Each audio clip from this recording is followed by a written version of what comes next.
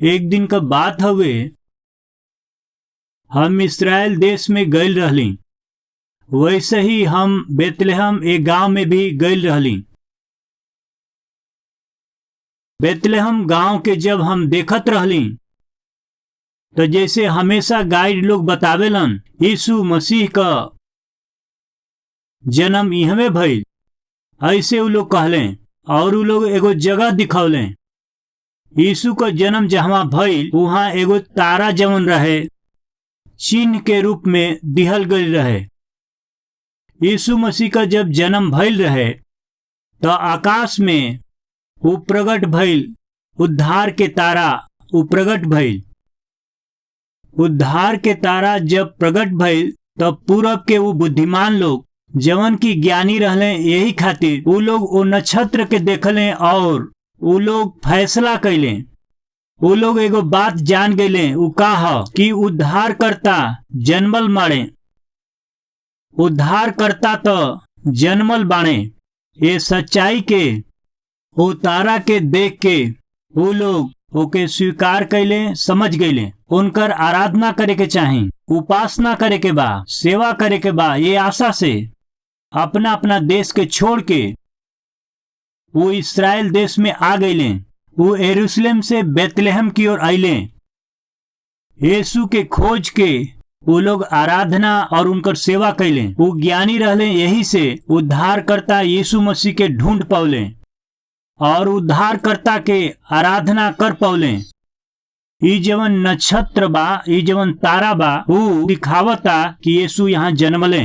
एह तरह से वो गाइड बतावत रहले। जब हम वहां गए रहली तो बहुत से दूसरा देश से भी बेतलेहम में लोग आयल रहले। जवना जगह यीशु के जन्म भइल, जब सब लोग वहां देखत रहले,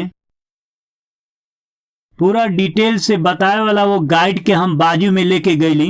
यदि रउआ के बुरा ना लगे तो हमके कुछ पूछे के बा। वो पूछले का बात बा, हमके सच बताव, यीशु मसीह का जन्म यही जगह भइल रहे का इहमे उनका जन्म भइल? ए तरह से हम उनसे पूछली। वो हमारा ओर देख के कहले कि यीशु यही जे जन्म लिहले। ऐसन कहे खातिर तो कौनो आधार नहीं खे। तो वो एगो बात कहले, यीशु यहाँ पैदा भइले या नहीं, ऐसन वो समय में ऐसे देखे खातिर का चाही पूछले। यीशु के जन्म यहाँ भइल कि नहीं, ई महत्वपूर्ण नइखे भाई। वो कहले तब महत्वपूर्ण का बा, हम पूछली यीशु पैदा भइले कि नहीं, ई महत्वपूर्ण बा। यीशु मसीह पैदा भइले दिसंबर 25 तारीख के ही पैदा भइल रहले का, ई महत्वपूर्ण नइखे। बाकी यीशु मसीह के जन्म भइल संसार खातिर ई महत्वपूर्ण बा। संसार ए बात के जान ले, यह तो सच्चाई बा। स्वर्गदूत उनकरा के आके का समाचार दिहले पता बा? देखा जा, पूरा प्रजा खातिर, उनकरा खातिर एगो महान महान शुभ संदेश बा। ई शुभ संदेश बा जवन आज हम तोहन लोग के बतावत हई। यीशु मसीह के जन्मदिन के बारे में ई संदेश बा। सबसे पहले ई सुसमाचार है। दूसर की बात ये खुशखबरी हवे और तीसर की बात ये हर एक आदमी खातिर वर्तमान में बा। The birth of Jesus Christ is good news, glad news and global news. Yeshu Masih के जन्म के बारे में जवन संदेश बाटे, यीशु ख्रिस्ट के जन्म के बारे में वर्तमान बाटे। ये बड़ा आनंद के बात बाटे, ये सुसमाचार बाटे। ये सगरी लोगन खातिर वर्तमान में बा।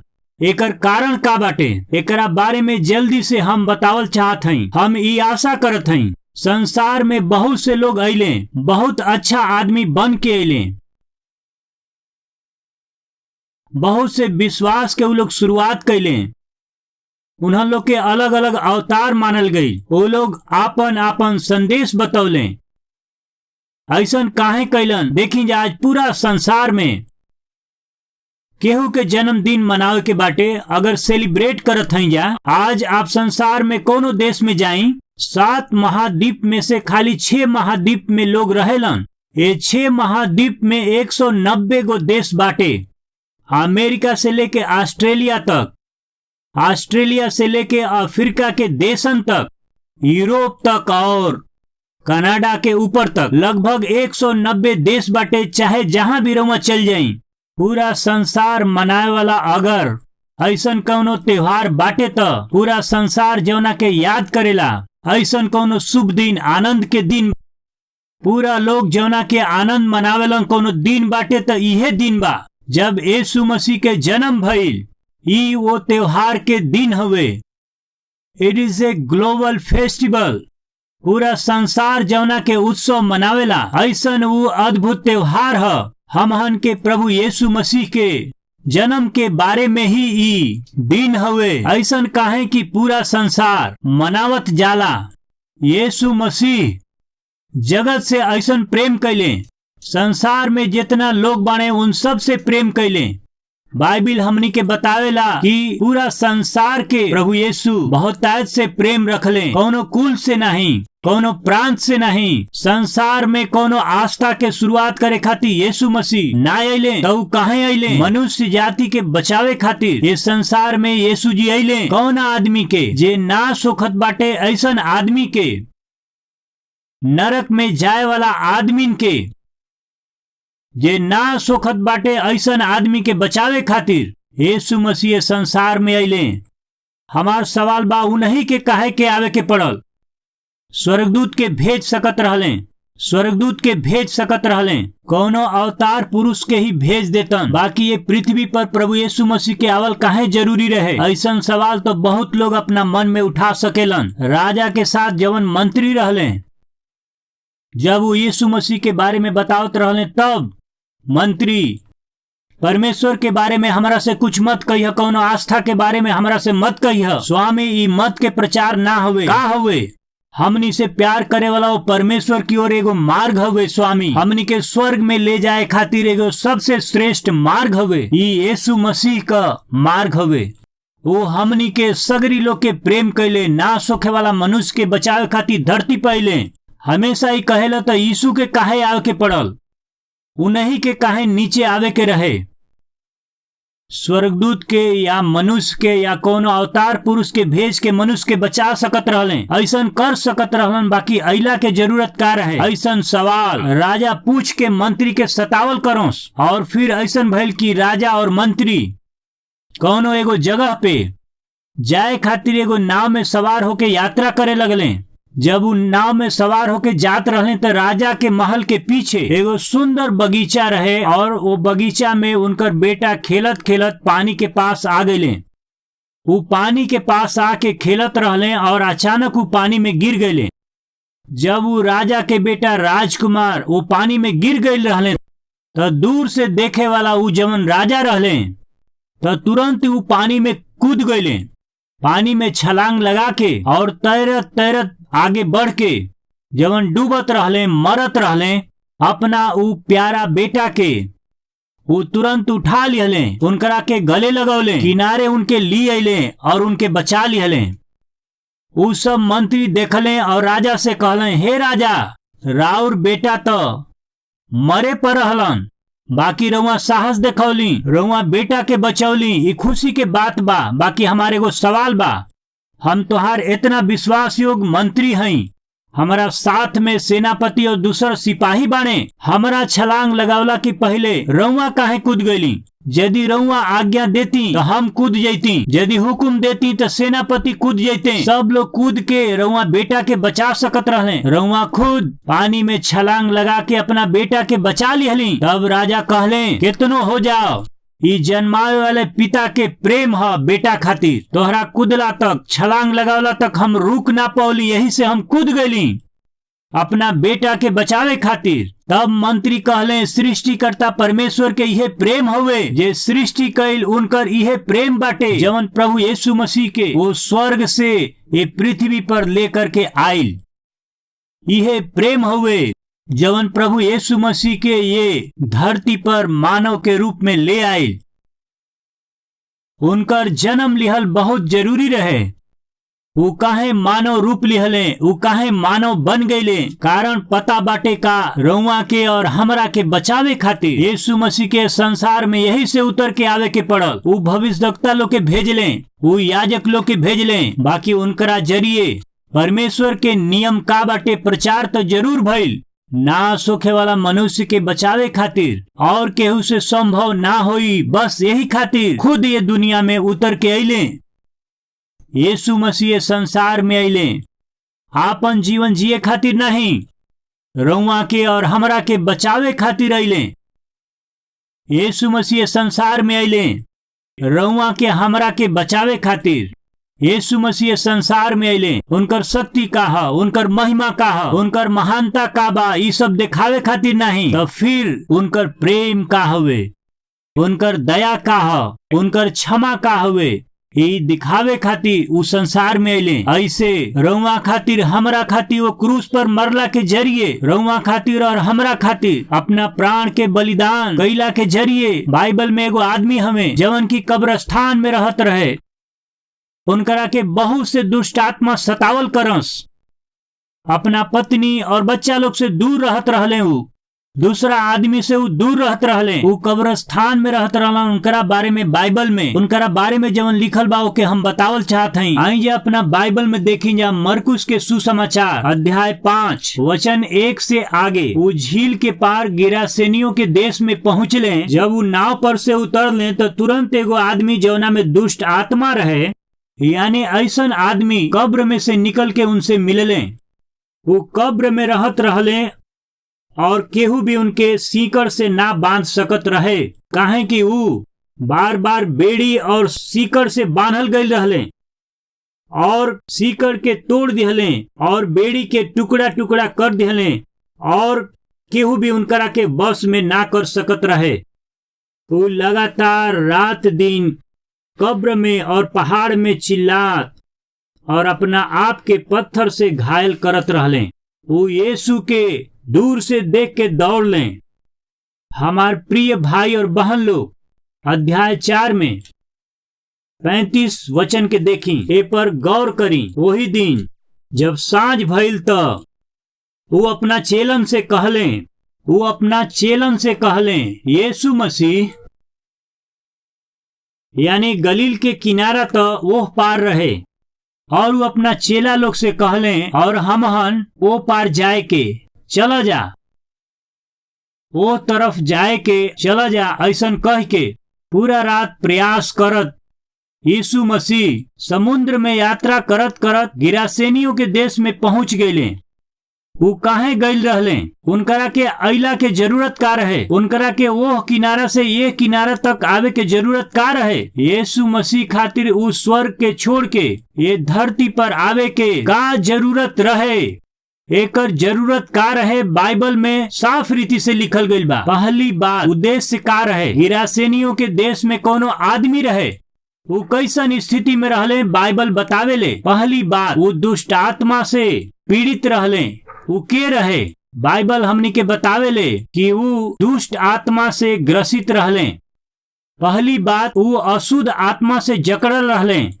केकरा के बचावे खातिर यीशु मसीह वो पार गईले। का रउआ के पता बा जवन दुष्ट आत्मा से जकड़ रहले उनकरा खातिर के यीशु मसीह स्वर्ग के छोड़ के धरती पर काहे अइलन? का रउआ के पता बा जे दुष्ट आत्मा से ग्रसित बा उनकरा के छुड़ावे खातिर? हमार सवाल बा, यदि हमनी का अपना आप के जांची जा तो कितना लोग अपना आप के कह सकेला हमरा अंदर एकहू अशुद्धता नहीं खे? बता सकेली जा एकहू अशुद्धता नहीं खे। 80 साल के एगो बूढ़ा दादा रहले, घर के बहरा चारपाई पर लेटल रहले, आंख से ठीक से दिखाई ना देत रहे, मोटा मोटा चश्मा रहे, चश्मा के एगो शीशा अच्छा रहे तो एगो टूटल रहे। 80 साल के बूढ़ा दादा अपना चारपाई पे बैठल रहत रहले। यदि कोनो सुंदर औरत वहां से जात होखी तो उ दादा का करत हुई है? 80 साल भइला के बाद भी बस औरत लोग के ही देखत रहले, उनके चल जइला तक देखत रहले। वो बीच में केहू आके यदि कहे कि दादाजी ए तरह से जाए वाली औरतन के ना देखे के चाही, रउआ शादी कर सकीला ना? तू का कहला? रउआ शादी कर सकीला दादाजी? तब दादाजी कहलन, हमरा के लड़की दे रे? मतलब कि केहू लड़की दे तो हम शादी कर ले, बाकी ये उम्र में 80 साल के उम्र में। एकर अर्थ का होला? हमार भाई और बहन लोग सुनी जा, मनुष्य के शरीर के उम्र होखेला, बाकी मन के उम्र ना होखेला। देखी जा, मनुष्य के बुद्धि खातिर उम्र बाटे, बाकी मनुष्य के पाप की स्थिति खातिर कोनो भी उम्र नहीं खे। एगो औरत हमारा पास आके कहे लगली, प्रार्थना करी। हम कहली, कौना चीज खातिर प्रार्थना करी? बेविचार के विचार आवेला, हम ए विचारन से बहुत मरे वाला बानी, हमरा खातिर प्रार्थना करी भैया। एह तरह से उ बहन कहली।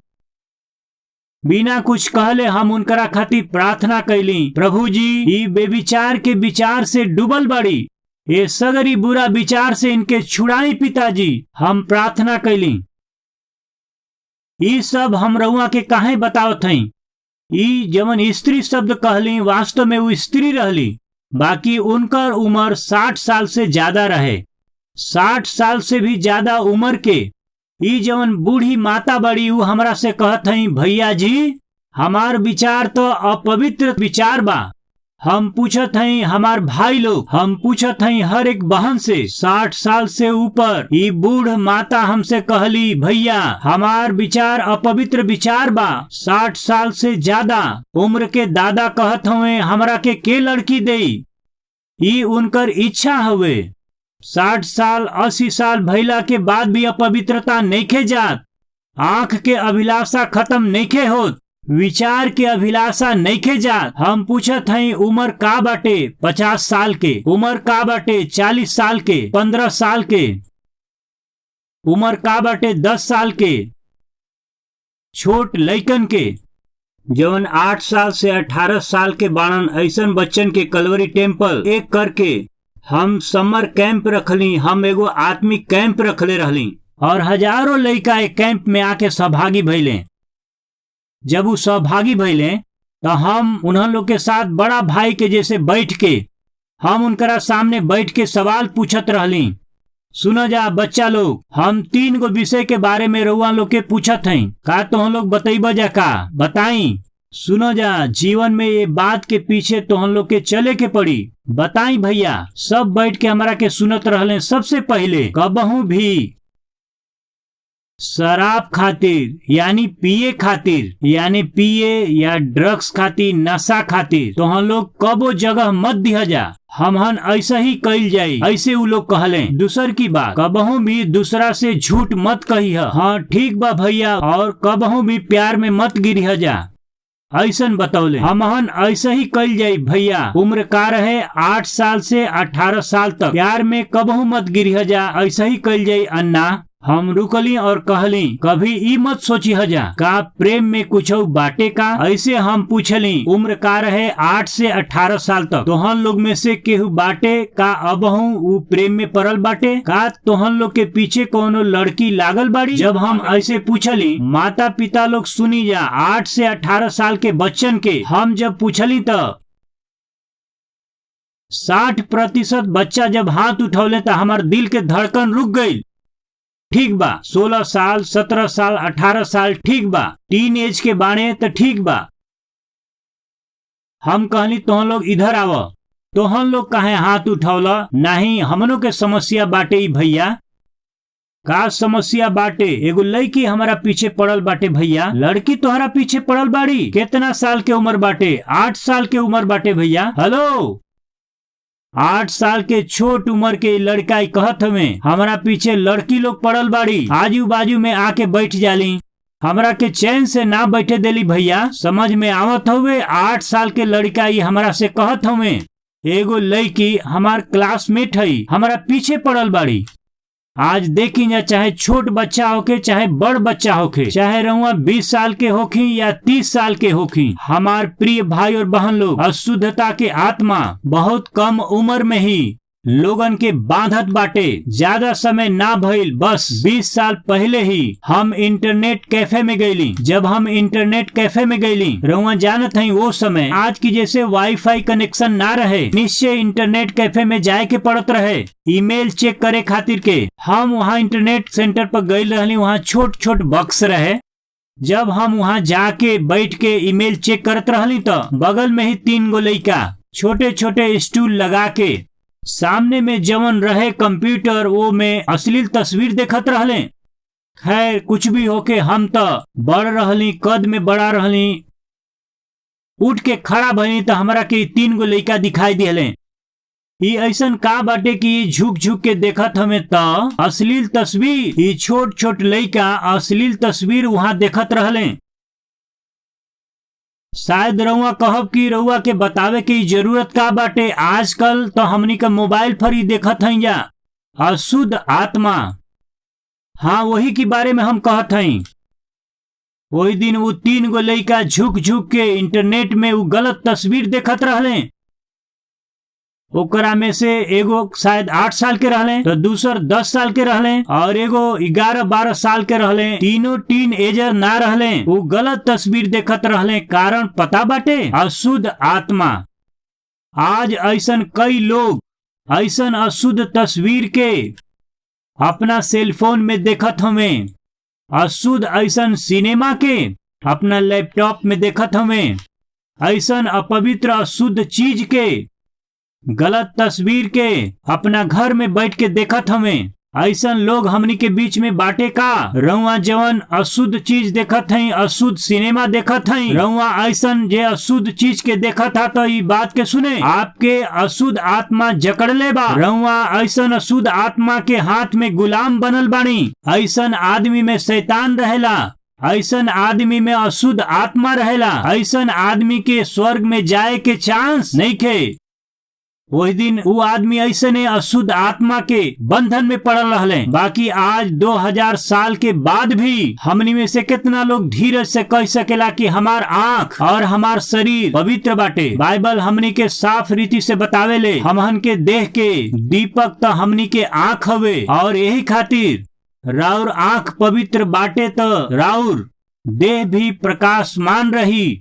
शरीर के यदि पवित्र रखे के बाटे तो जरूरी बा कि आपका आंख भी पवित्र रहे। मसीह के लोग, हमहन लोग कैसे जियत हई जा? मसीह यीशु ए संसार में कहाँ अइले? एकर जवाब का बाटे रउआ जानत हई? अशुद्ध आत्मा से ग्रसित और बंधन में पड़ल जवन आदमी रहल, उनकरा के बदल के पवित्र बनावे खातिर हमार प्रभु यीशु मसीह वो इस संसार में अइले हमरा खातिर। तो तैयार हो जाई। यदि यीशु मसीह रउआ खातिर आइल बाणे ये विश्वास करीला तो तैयार हो जाई। वो समय घर में यीशु खातिर जगह ना रहे। अगर आपके दिल में यीशु मसीह खातिर जगह नहीं खे तो स्वर्ग में रउआ के स्थान ना मिली। आई जा प्रार्थना करी जा। आई जा हमनी के दिल के गहराई से प्रार्थना में एक हो जाई जा।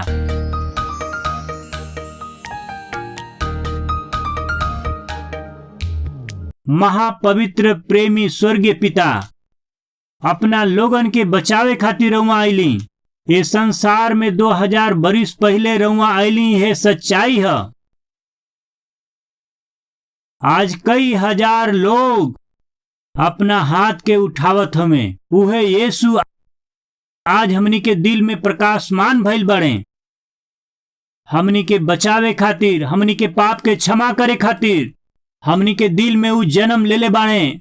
हमहन ऐसन विश्वास करीला, अपना जीवन के रउआ के समर्पित करत हई जा। ऐसन हजारन लोगन खातिर पिता रउआ के धन्यवाद। प्रभु यीशु ये हाथ के थाम लें। प्रभु आज के बाद रउआ पीछे हम चलब। एक तरह से रउआ से जे वादा करेला, राउर गवाही देवेला, एक मन एक चित होके ये सब आइल हमें। ऐसन प्रभु के अद्भुत लोग हमें।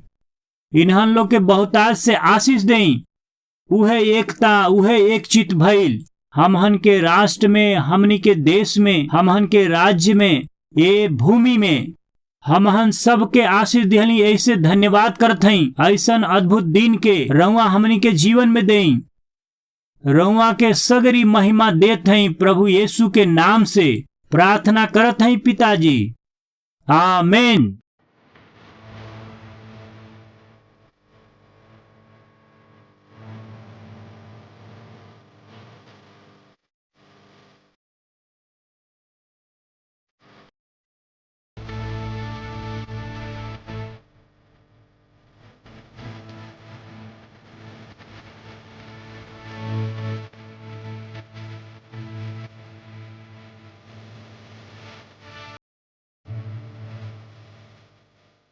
प्रभु में अति प्रिय भाई और बहन, रउआ सबके सलाम। रउआ अच्छा है। कलवरी आवाज 2003 में शुरुआत भइल और आज 2023 के 20 बरिस हो चुकल बा। प्रिय रउआ ये टीवी प्रोग्राम से प्रेम कैली, प्रोत्साहित कैली, प्रार्थना कैली और उतने नहीं अपना भेंट के जरिए रउआ सब मदद कैली। यही से हम रउआ सबके पूरा दिल से धन्यवाद करत हई।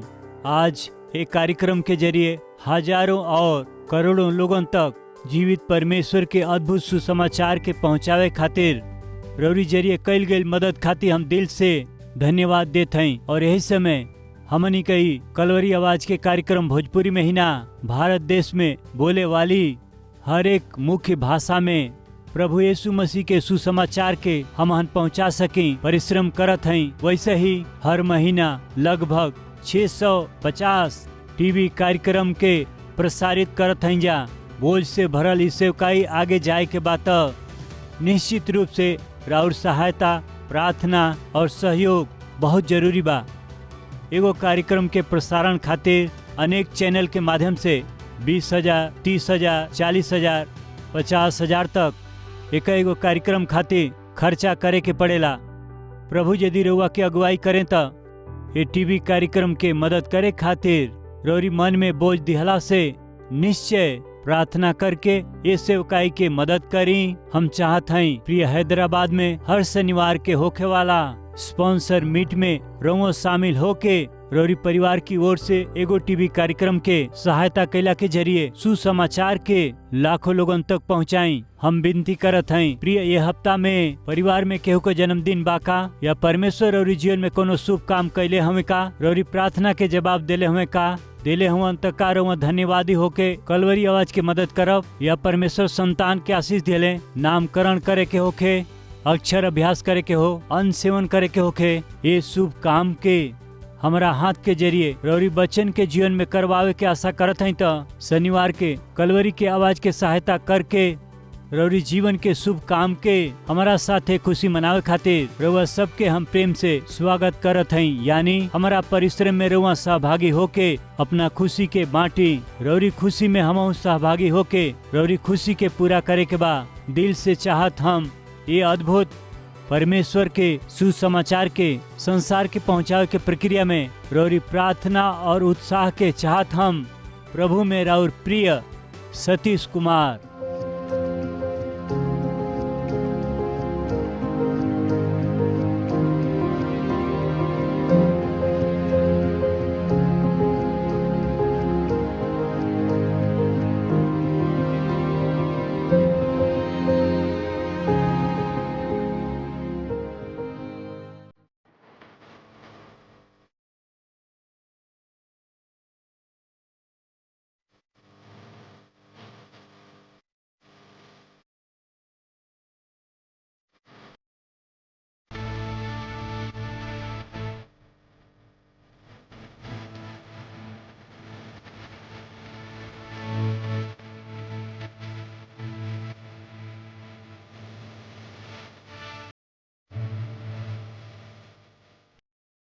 हमार पता बा Kalvari, post box number 30, Kukatpally, Hyderabad 72।